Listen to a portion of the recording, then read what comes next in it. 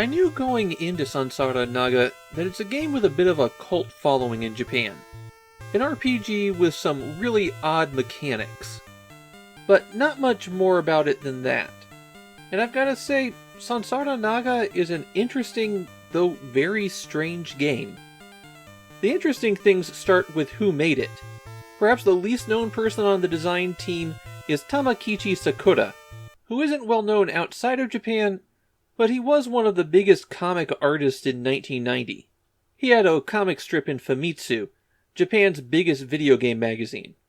The script for Sansara Naga was by Kazunori Ito. He was the person behind many of the best-known animated adaptations of the 80s and 90s.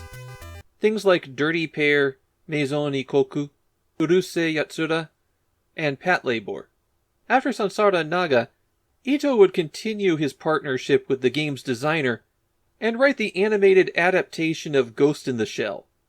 That's right, the game was designed by Mamoru Oshii. Oshii and Ito had already worked together quite a bit, and they both had become obsessed with Dragon Quest II. So together, they designed and wrote Sansara Naga. And as you might expect from that array of talents lined up to make a game, Sansara Naga is a bit of a mess. They didn't know how to make a game.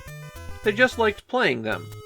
They threw in a lot of things that sound like good ideas, but aren't great when you actually try them out. On the other hand, it did result in one of the more creative RPGs on the Famicom. The concept behind Sansara Naga doesn't have anything to do with India.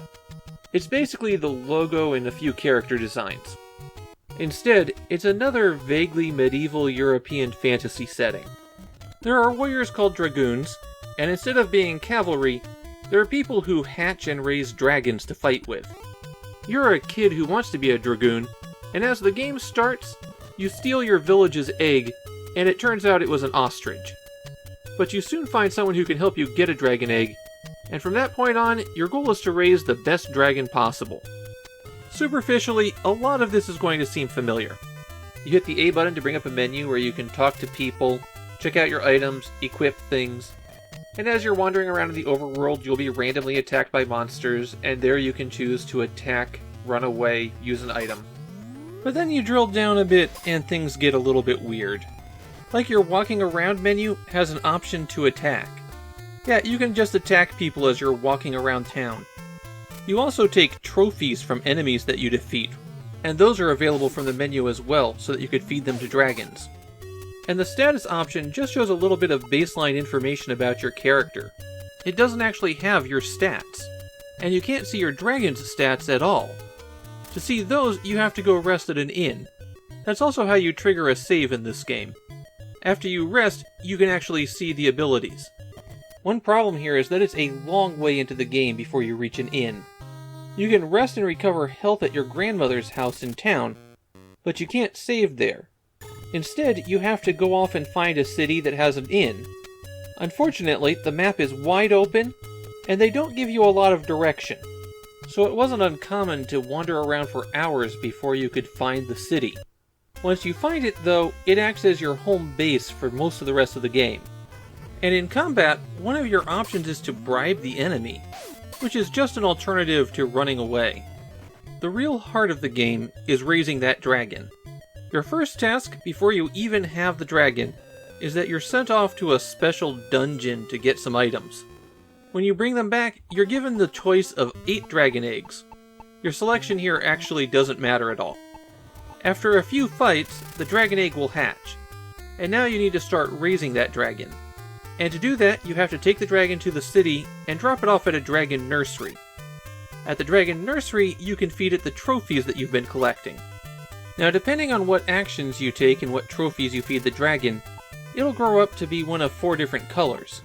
You could get a violent black dragon who will always stay and fight, a rebellious red dragon that won't always listen to what you say, a friendly but weak blue dragon, or the good-at-everything white dragon.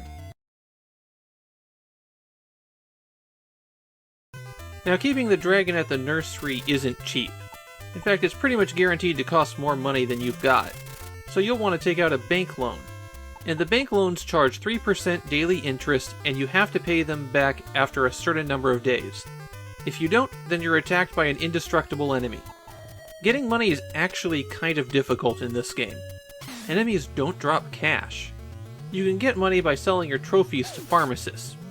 But that and finding it in treasure chests are really your only options. So you put your dragon in daycare, you've been feeding it treats, buying it toys, it's finally grown to the second stage. What do you do next? Well, now you take the dragon out and have it fight alongside you. If you defeat an enemy, then the dragon can eat it and that'll help it grow. The dragon learns by watching you as well, and how you choose to approach the game determines how the dragon's stats change.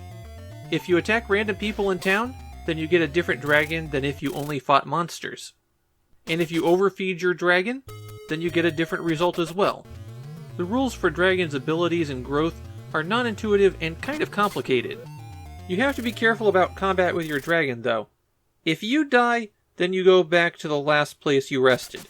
If your dragon dies, then it's game over. Now you might have noticed that I haven't mentioned anything about what the point of the game is. And that's because it's really obscure. You could think of this as an open-world RPG. You're not really given any directions or goals, you're just sent out into the world. And a lot of the world is unfair. You'll find a lot of people who will cheat you in town. Stay at the wrong inn and they'll take all of your money in your sleep. Of course, you could always beat them up to get the money back. Those are the two biggest problems with Sansara Naga. It's directionless and unfair. If you don't know exactly what you need to do, you're going to be spinning your wheels for a long time. And the final dungeon is known for being exceptionally long. One commentator I saw had it at 6 hours, though I'm pretty confident that if you know the way, you can get through it faster. Regardless of anything else, Sansara Naga seems to have done okay. There was a sequel release for it, and a compilation of both games for the Game Boy Advance. Sansara Naga is a messy game, created by people who didn't really understand game design, even by the standards of 1990. And despite that, I still think it's kind of interesting.